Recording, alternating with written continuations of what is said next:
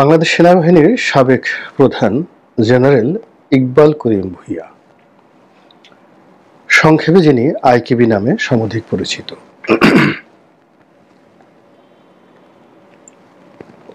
তো সেই জনাব ইকবাল করিম ভূঁইয়া অনেক দিন ধরে বাংলাদেশে ভীষণ রকম আলোচিত এবং বর্তমান সময়ে মহা আলোচিত। তাকে যারা অপছন্দ করেন তাকে নিয়ে ইদানিং অনেকে আবার ট্রল করা শুরু করছেন।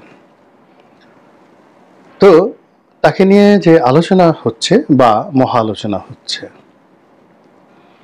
এবং আগামীতে তাকে কেন্দ্র করে যে একটা রাজনৈতিক বলয় পরিবেশ পরিস্থিতি তৈরি হতে যাচ্ছে, সেই বিষয়গুলি নিয়ে মূলত আজকের এই ভিডিওতে আলোচনা করব।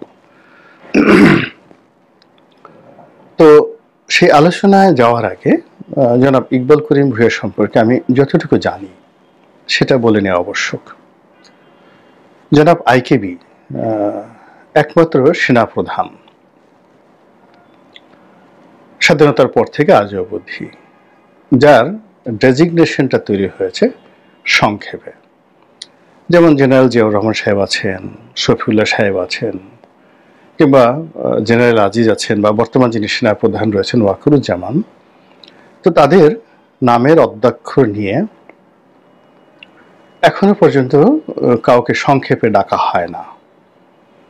কাউকে কাউকে সংক্ষেপে ডাকা হয়েছে, এটা তুচ্ছ তাচ্ছিল্য করার জন্য। যেমন হুসাইন মোহাম্মদ এরশাদ, তো হুমু তাকে মানে হুসাইন মোহাম্মদ হুমু বলা হতো, তো হুমু এরশাদ বলা হতো, বা লেজে হুমু এরশাদ, লেফটেন্যান্ট জেনারেল হুসেন মোহাম্মদ এরশাদ, মানে এটা ঠাট্টা করে। তো সেই দিক থেকে আইকেবি ইকবাল করিম ভূঁইয়া এই নামটি ঠাট্টার নয়, মস্কার নয়। সেনাবাহিনীর মধ্য থেকেই তার যারা ভক্ত অনুরক্ত অনেকটা ভালোবেসে এই নামটা তাকে দিয়েছেন। এবং আমি ওনার সঙ্গে ব্যক্তিগতভাবে ওনার সঙ্গে আমার একদিনই দেখা হয়েছিল, আর ওই দিনই সামান্য খুব অল্প সময়ের জন্য হয়তো 5-10 মিনিট আমাদের কথা হয়েছিল। এর বাইরে ওনার সঙ্গে আমার কখনো দেখা হয়নি, কথা হয়নি।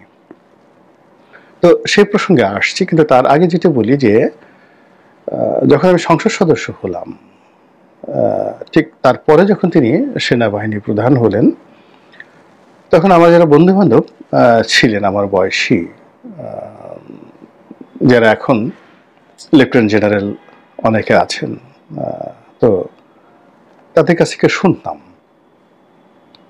যে এই লোকটি কেমন। তো সবাই বলতেন যে উনি আপাদমস্তক অনেস্ট, খুবই সাহসী, খুবই দক্ষ, এবং সেনাবাহিনীতে এই ধরনের অফিসার খুবই বিরল।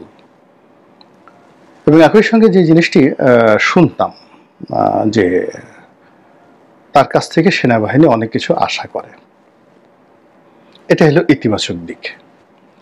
পরবর্তীতে তিনি যখন দায়িত্ব গ্রহণ করলেন, তখন প্রায় সব সেনাবাহিনীর ভিতরকার যে অবকাঠামো, এটাকে রীতিমতো মানে তিনি আমূল পরিবর্তন করে ফেলেছিলেন। ক্যান্টনমেন্টগুলোর যে উন্নয়ন আইকেবির জমানাতে হয়েছে, তখন তিনি এর জন্য কোনো বাজেটারি কোনো প্ল্যান মানে কোনো কিছুই তিনি ধার ধারেননি। তার কাছে যেটা ভালো মনে হয়েছে তিনি সেই কাজগুলো করেছেন। ফলে এখন সবগুলো ক্যান্টনমেন্টে আপনি যদি যান, ইকবাল করিম ভূঁইয়ার যে ডেভেলপমেন্ট, এই ডেভেলপমেন্ট ওয়ার্কের যে নমুনা যেভাবে আছে, অমন আসলে অন্য কারোর নেই। আর নেতিবাচক দিক হলো যে এই ডেভেলপমেন্ট কাজগুলো করতে গিয়ে তার বদনাম হয়েছে, তার আপনজনের বদনাম হয়েছে, এবং এটা স্বাভাবিক। রাজনীতিবিদদের মধ্যে যারা খুব বেশি কাজ করেন তাদেরকে এই সকল কাজকর্মের জন্য অনেক দায় দেনা পরিশোধ করতে হয়। তো এইরকম একটা অবস্থা তৈরি হয়ে গেছে। থার্ডলি হলো তিনি সেনাবাহিনী থেকে অবসর গ্রহণ করার পর যে সকল বদনাম আওয়ামী লীগের লোকজন ছড়াচ্ছে, বা তার প্রতিপক্ষ যারা আছে এখন বিএনপিতে আছেন তারাও ছড়াচ্ছে, যে উনি শেখ হাসিনার কাছ থেকে একটি পাওয়ার প্ল্যান্ট নিয়েছিলেন এবং সেই পাওয়ার প্ল্যান্ট তিনি বিক্রি করার চেষ্টা করেছেন, অন্য জায়গার কাছ থেকে তৈরি করার চেষ্টা করেছেন, কিন্তু এটার সত্য মিথ্যা আমি জানি না, কিন্তু এরকম একটা কথা বাজারে রয়েছে। তো এই কথাগুলো আমি নেগেটিভ পজিটিভ দুটোই বলে নিলাম এই অর্থে যে আমি যে কথাগুলো বলবো সেই কথাগুলো বলার ক্ষেত্রে যেন আমার নিরপেক্ষতা থাকে, এই জন্য আমি টু দি পয়েন্টে সব কথাগুলো বলে নিচ্ছি। সম্মানিত দর্শক, আপনারা হয়তো অনেকে লক্ষ্য করছেন যে আমি বারবার একটু পানি খাচ্ছি। এর কারণ হলো আমার গলাতে একটু সমস্যা রয়েছে এবং আমি কোল্ড ফ্লুতে ভুগছি, একটু পরপর কাশ হয়। তো যখন কাশি হয় কথা বলার সময়, এটা কণ্ঠের জন্য খুব ক্ষতিকর। এবং আপনারা শিখে রাখেন, বাংলাদেশের যারা খুব বড় নাক কান গলা বিশেষজ্ঞ তাদেরই একজন আমাকে পরামর্শ দিয়েছেন যে আপনি যখনই কথা বলবেন কাছে একটা পানির গ্লাস রাখবেন, যখন গলা খুসখুস করবে বা অন্য কোনো অস্বস্তিতে আপনি অনুভব করবেন, আপনি এক ঢোক পানি খেয়ে নেবেন। এবং পৃথিবীর যত বক্তা রয়েছেন প্রায় সবাই আপনি দেখবেন যে টেবিলে পানির গ্লাস রাখে। এই যে আমি একটা কাশি দিলাম, তো এই কাশিটা না দিয়ে আমি যদি এক ঢোক পানি খেতাম এটা ভালো হতো। এই জন্য আমি বারবার পানি খাচ্ছি এই ভিডিও করার স্বার্থে। আর কথাটা বললাম এই কারণে যে মধ্যে একটা ভিডিও করেছি, খুবই সেন্সিটিভ একটা ভিডিও। তো ভিডিও করতে গিয়ে একজন দর্শক বললেন যে জামাত এবং যুদ্ধাপরাধীদের সম্পর্কে কথা বলতে গিয়ে আমি খুব ভয় পাচ্ছি কিনা, ভয় আমার গলা শুকিয়ে গেছে কিনা, এই জন্য আমি বারবার পানি খাচ্ছি কিনা। আসলে আমি গত প্রায় 4-5 দিন ধরে গরম ঠান্ডায় ভুগছি, নাক দিয়ে সর্দি ঝরছে এবং এর মধ্যে যেহেতু আমার ভিডিও করতে হবে তাই বারবার পানি খাচ্ছি। তো যাই হোক, যে প্রসঙ্গে নিয়ে আলাপ আলোচনা করছিলাম সেই প্রসঙ্গে আসি। ইকবাল করিম ভূঁইয়া 2014 সনে সেনাবাহিনী প্রধান ছিলেন এবং তার জামানাতেই বিনা ভোটের যে নির্বাচন বা বিনা প্রতিদ্বন্দ্বিতার নির্বাচন সেটা সংগঠিত হয়।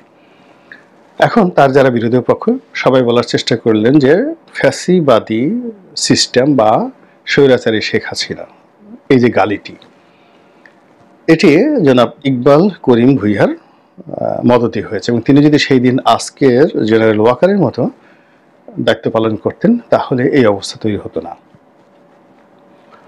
তো এই ক্ষেত্রে আমার বক্তব্য হলো কি, আসলে সেনাবাহিনীর যারা প্রধান বা পুলিশের যারা প্রধান, ইভেন আমরা পার্লামেন্টের কমিটিতে দেখেছি যে আমাদের মধ্যে অনেক জুনিয়র এমপি যারা আছেন তারা বড় বড় সচিবদেরকে অকথ্য ভাষায় গালাগাল করতেন এবং সচিবরা মাথা নুয়ে তারা শুনতেন। এবং আমরা যখন সেনা কর্মকর্তাদের সাথে আমাদের দেখা সাক্ষাৎ হতো, সেটা মেজর জেনারেলের পর্যায়ে যারা লোকজন রয়েছেন, তারা লেফটেন্যান্ট জেনারেল, এমনকি সেনাপ্রধান যারা ছিলেন, তো এমপিদের মধ্যে যাদের ব্যক্তিত্ব ভালো, রেপুটেশন ভালো, প্রধানমন্ত্রীর সাথে সম্পর্ক ভালো, তারা এই সমস্ত সেনাবাহিনীর প্রধানের একটু পাত্তাই দিতেন না, ডেকেও জিজ্ঞাসা করতেন না। এবং তারা অনেক সময় এই রাজনৈতিক যারা ব্যক্তিত্ব তারা যে তুচ্ছ-তাচ্ছিল্য করছেন, এটা অবলীলায় মেনে নেওয়াটা এই আমলাতন্ত্রের বোধহয় একটা অভ্যাসে পরিণত হয়ে গেছে। এই কারণে আমি নিজে যে জিনিসগুলো দেখেছি, আমি যদি সেনা কর্মকর্তা হতাম বা সিভিল সার্ভিসের কর্মকর্তা হতাম, আমি চাকরি ছেড়ে দিতাম, কিন্তু আমি ওই জিনিসগুলো মেনে নিতে পারতাম না। কিন্তু আমি দেখেছি তারা মেনে নেয়। শোনা কথা, কোন এক সরকারের আমলে একজন মেজর জেনারেল, বোঝার চেষ্টা করেন, একজন মেজর জেনারেল একজন রাজনৈতিক নেতার সঙ্গে দেখা করতে গেছেন। তো তিনি গিয়ে বললেন, এবং তিনি কোনো পোর্টফোলিও না, মানে তার কোনো তিনি মন্ত্রী এমপি নন, জাস্ট একটা প্রভাবশালী রাজনৈতিক নেতা। আমি নাম বলবো না, আপনারা বুঝতে পারবেন। তো তার অফিসে গেছেন, ভবনে গেছেন। তো যাওয়ার পরে বলে, স্যার আমি একটু বসতে পারি? বলে, নো, আপনি বসতে পারেন না, দাঁড়িয়ে দাঁড়িয়ে বলেন।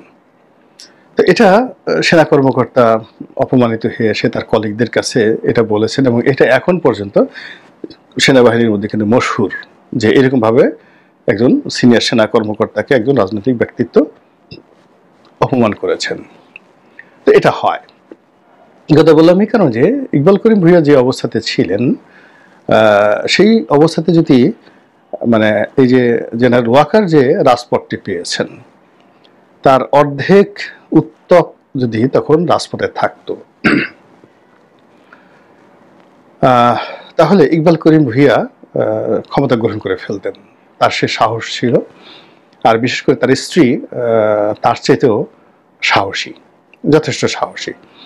তো সেক্ষেত্রে একটা ভিন্ন ইতিহাস হইতো, কিন্তু সেটা হয়নি। মানে রাজপথ যদি উত্তপ্ত না হয়, পরিস্থিতি যদি না মানে ওরকম গরম না হয়, তাহলে সাধারণত আমলাতন্ত্র কখনোই জনগণের কাতারে দাঁড়ায় না।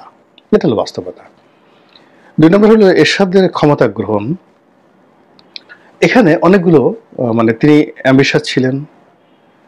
শহীদ প্রেসিডেন্ট জিয়াউর রহমানের একটা কাউন্টার গ্রুপ তাকে সমর্থন দিয়েছে। এখানে সরাসরি ভারত তাকে প্রমোট করেছে এবং ভারত চেয়েছে জিয়াউর রহমান সাহেব হত্যা হোক, হত্যাকাণ্ড ঘটুক। ফলে এরশাদ ক্ষমতা গ্রহণ করতে পেরেছে। কিন্তু ইকবাল করিম ভূঁইয়ার কিন্তু সেই ঘটনা ঘটেনি। কিন্তু ইকবাল করিম ভূঁইয়া যতদিন ক্ষমতায় ছিলেন, তাকে কেন্দ্র করে মানুষের যে আশা আকাঙ্ক্ষা ছিল অনেক অনেক বেশি, যে কেন তিনি শেখ হাসিনাকে হটাচ্ছেন না। বিশেষ করে যখন 15-16 সনে সেই বিএনপি জামাতের জ্বালাও পোড়াও বলেন, আন্দোলন বলেন, ওই সময়টাতে তিনি কেন শেখ হাসিনাকে ক্ষমতাচ্যুত করলেন না, এই কথা নিয়ে অনেকে কিন্তু বলার চেষ্টা করেন। তো এনিওয়ে, এটা ভিন্ন একটা বিষয়। ঘটনা যাই হোক না কেন, ইকবাল করিম ভূঁইয়া রিটায়ার্ড করার পরে আওয়ামী লীগের সঙ্গে অন্যান্য সেনাপ্রধানের যে সম্পর্ক, ঠিক ওইরকম সম্পর্ক তার সঙ্গে ছিল না। তিনি মনে মনে বিক্ষুব্ধ ছিলেন। কিছুদিন সম্পর্ক ছিল, কিন্তু 2018 সনের পরে আর কোনো সম্পর্ক যোগাযোগ ছিল না। তিনি একজন সাধারণ সেনাপতি বা সেনাপ্রধান হিসেবে, সাবেক সেনাপ্রধান হিসেবে যেভাবে তার অবসর জীবন যাপন করা দরকার তিনি সেভাবেই করে আসছিলেন। কোনো রাজনীতির মধ্যেও তিনি ওভাবে জড়াননি। কিংবা সাবেক সেনাপ্রধান জেনারেল হারুন যেভাবে ডেস্টিনিতে যোগদান করেছিল, তো তিনি চাইলেও ওয়ালটনে যোগদান করতে পারতেন, বসুন্ধরাতে যোগদান করতে পারতেন, অনেক কিছু করতে পারতেন, কিন্তু তিনি সেটা করেননি। তিনি তার সম্মান নিয়ে তিনি ছিলেন। কিন্তু খুবই গুরুত্বপূর্ণ একটা বিষয় হলো যে এই জুলাই আগস্ট বিপ্লবের সময় তিনি সেনাবাহিনীকে, সাবেক সেনা কর্মকর্তাদেরকে অর্গানাইজ করে তিনি যেভাবে বিপ্লবীদের পক্ষে নেমেছিলেন, নিজের ফেসবুক প্রোফাইল লাল করে দিয়েছিলেন, যেভাবে রাওয়াতে এসে তিনি বক্তব্য দিয়েছিলেন, এবং যেভাবে থানা পুলিশ মিরপুরের যে ডিওয়াইসেস, সেই ডিওয়াইসেসে তাণ্ডব চালিয়েছিল, তার প্রতিবাদে তিনি যেভাবে ডিওয়াইসেসবাসীদেরকে উদ্বুদ্ধ করে রাস্তায় নামিয়েছিলেন, এটি স্বাধীন বাংলাদেশে দ্বিতীয়বার ঘটেনি, কখনো ঘটেনি, আর আগামীতে ঘটবেও এরকম বলা যাচ্ছে না। ফলে ইকবাল করিম ভূঁইয়ার প্রতি আপনি শ্রদ্ধা না জানিয়ে পারবেন না। আমরা আশা করেছিলাম যে তাকে উপদেষ্টা পরিষদে রাখা হবে বা তিনি হবেন প্রধান উপদেষ্টা, এটাকে আমরা অনেক আশা করেছিলাম এবং সেটা ভালো হতো, আমি অন্ততপক্ষে যেটা মনে করি। এখন ডক্টর মোহাম্মদ ইউনূসের ব্যর্থতা এবং সাম্প্রতিক সময়ে যা কিছু হচ্ছে তা নিয়ে আবার ইকবাল করিম ভূঁইয়া বেশ সরব হচ্ছেন। তিনি ডক্টর ইউনূসের পক্ষেও বলছেন না, বিপক্ষেও বলছেন না, কিন্তু রাজনীতিতে যে অস্থিরতা শুরু হয়েছে, রাজনৈতিক দলগুলোর মধ্যে যে অব্যবস্থাপনা এবং অবিশ্বাস তৈরি হয়েছে, এতে করে আরেকটি 1-11 চলে আসতে পারে বলে তিনি হুঁশিয়ারি করেছেন এবং বলার চেষ্টা করেছেন যে 1-11 ফলে দেশের রাজনীতিতে কি হয়েছে না হয়নি সেটা বড় ব্যাপার নয়, 1-11 ফলে সেনাবাহিনীর অনেক অনেক ক্ষতি হয়েছে, এটা সত্য। তো কাজেই তিনি যেহেতু একজন সৈনিক, ফৌজি, কাজে তিনি সেই 1-11 মতো আর একটা প্রেক্ষাপট তৈরি হোক এবং সেনাবাহিনী আবার ক্ষতিগ্রস্ত হোক, এটা তিনি চাননি এবং এটা নিয়ে কিন্তু এখন বিতর্ক হচ্ছে। এখন বাস্তবতা হলো যে তিনি যখন এই সকল কথাবার্তা বলছেন, তখন তার যারা প্রতিপক্ষ এখন তাকে আচ্ছা মতো ধুলাই দিচ্ছেন। বিশেষ করে বিএনপির অনেক লোক তাকে শেখ হাসিনার দোসর বলার চেষ্টা করছেন। যারা 1-11 সুবিধাভোগী ছিলেন তারা তাকে গালাগাল করছেন। ডক্টর মোহাম্মদ ইউনূসের যারা আপনজন তারাও তাকে গ্রহণ করছেন না। ফলে এই যে ভদ্রলোক, এই ভদ্রলোক একটা ত্রিমুখী সংকটের মধ্যে পড়েছেন। আমি তাকে একবারই দেখেছিলাম রাশিয়ান অ্যাম্বাসিতে, তখন তিনি সেনাবাহিনীর প্রধান। তো তখন এমন একটা অবস্থা যে সবাই, সেনাপ্রধান মানে বিরাট ব্যাপার, তাকে তেল মারার জন্য, তার সাথে কথা বলার জন্য, তাকে একটা সালাম দেওয়ার জন্য বড় বড় মন্ত্রীর এমপিরা দৌড়াদৌড়ি শুরু করে দেয় এবং তিনি লম্বা মানুষ, তার সাথে সালাম বিনিময় করার জন্য, হ্যান্ডশেক করার জন্য অনেক যারা একটু খাটো তাদেরকে কসরত করতে হয় এবং স্বয়ং এসটি ইমামের মতো পাওয়ারফুল মানুষও দেখা গেল যে বেশ কিছুক্ষণ অপেক্ষা করে তার সাথে হ্যান্ডশেক করতে গেল। তো সেখানে আমার যে অভ্যাস, আমি সাধারণত যারা ক্ষমতাধর লোক তাদের থেকে দূরে থাকি, কিন্তু উনি কি করে যেন এগিয়ে এলেন, উনি সালাম দিলেন, হ্যান্ডশেক করলেন এবং ওনার ভিজিটিং কার্ডটা দিলেন এবং আমরা 5-10 মিনিট ওখানে দাঁড়িয়ে কথা বললাম, রাশিয়ান অ্যাম্বাসির ওখানে কথা বললাম এবং আশেপাশে যারা মন্ত্রী, এমপি, অন্যান্য যারা লোকজন ছিলেন তারা খুব আশ্চর্য হয়ে গেলেন যে আমার সাথে ওনার কখনো কোনো পরিচয় হয়নি, আর কি কথা বলেছে আমার মনেও নেই, কোনো কিছু মনে নেই, ওনারও হয়তো মনে নেই। তো কথা বলে উনি ওনার একটা ভিজিটিং কার্ড দিলেন, ওই কার্ডটা আমার কাছে এখনও আছে। তারপর সে কার্ডটা উনি নিজের পকেটে খুঁজলেন, দেখলেন যে কার্ড নেই। তার ওনার এডিসি কাছাকাছি ছিলেন, তাকে ডেকে আনলেন, তো বললেন যে এমপি মহোদয়কে কার্ডটা দিন। তো সেই কার্ডটা দিলেন, ওনার সাথে আর আমার কখনো কথা হয়নি, দেখা হয়নি। তো এই অল্প সময়ের মধ্যে আমার যেটা মনে হয়েছে যে তার যথেষ্ট আত্মমর্যাদা বোধ আছে, তার সিলেকশন করার ক্ষমতা খারাপ না, ভালো, এবং তিনি তেলবাজি বা ক্ষমতাধর লোকদের পেছনে ছোটাছুটি এগুলো পছন্দ করেন না। এই কারণ হলো যে ওই দিনের সমাবেশে সেখানে এসটি ইমামের মতো লোক, তুফাইল সাহেবের মতো লোক, আমু সাহেবের মতো লোক, উপাধ্যক্ষ আব্দুল শহীদ যিনি চিফ হুইপ ছিলেন তার মতো লোক, আরো অনেক সরকারের গুরুত্বপূর্ণ সব মন্ত্রীরা ছিলেন। তো তিনি কারোর সঙ্গে কিন্তু গল্প করেননি, এমনকি কোনো রাষ্ট্রদূত কারোর সঙ্গে গল্প করেননি। যারা তাকে সালাম দিতে এসেছে, হ্যান্ডশেক করেছে, তিনি শুধুমাত্র 10-12 সেকেন্ডের মধ্যে শুভেচ্ছা বিনিময় করে একা দাঁড়িয়েছিলেন। তো তিনি দাঁড়িয়ে দাঁড়িয়ে আশেপাশে লক্ষ্য করছিলেন যে তার মতো এমন কেউ আছে নাকি।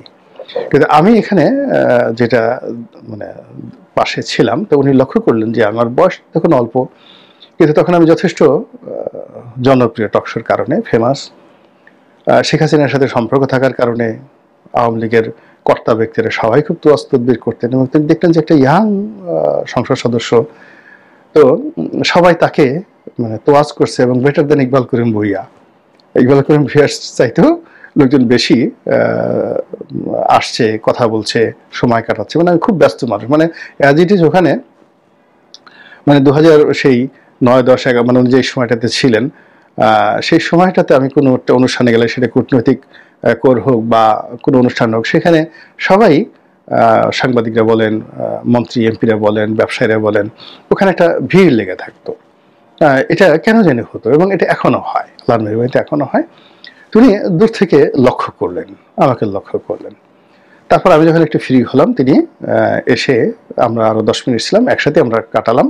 এরপর আমি বাইরে বের হয়ে আসলাম, দেখি যে এসটি ইমাম সাহেব দাঁড়ানো আছে, একা একা দাঁড়িয়ে আছেন। তো উনি ওনার কথাবার্তা বলে ওই রাতে আবার আমার একটা বৈঠক ছিল মাহবুল আলম হানিফ সাহেবের বাসায়। উনি অপেক্ষা করছিলেন, বারবার ফোন দিচ্ছিলেন যে Rani I am waiting for you. রাত বেড়ে গেছে প্রায় 1টার মতো, উনি আমার জন্য বসেছিলেন, ওনার ওয়াইফও বসেছিলেন। তখন আমি ওনার বাসায় গেলাম। এই এতটুকু হলো ইকবাল করিম ভূঁইয়ার সাথে আমার দেখা এবং সাক্ষাৎ। ওই সময়ের মধ্যে আমার কাছে মনে হয়েছে যে উনি ডক্টর মোহাম্মদ ইউনূসের মতো নন। আমি ডক্টর মোহাম্মদ ইউনূসকে ইকবাল করিম ভূঁইয়াকে যতটুকু চিনি তার চেয়ে 1000 গুণ বেশি চিনি, in terms of relation, vibration, আরও অনেক ক্ষেত্রে। কিংবা এখন যারা উপদেষ্টা মণ্ডলী আছেন তাদেরকেও চিনি, সবাইকে চিনি। তো শুধু একটাই বললাম যে তিনি তাদের মতো নন, এত চিপ নন, তিনি বাহিনী প্রধান ছিলেন, CSIF চিফ, কিন্তু CHEAP চিফ, সেই চিফ নন, এত সস্তা তিনি নন। ফলে তাকে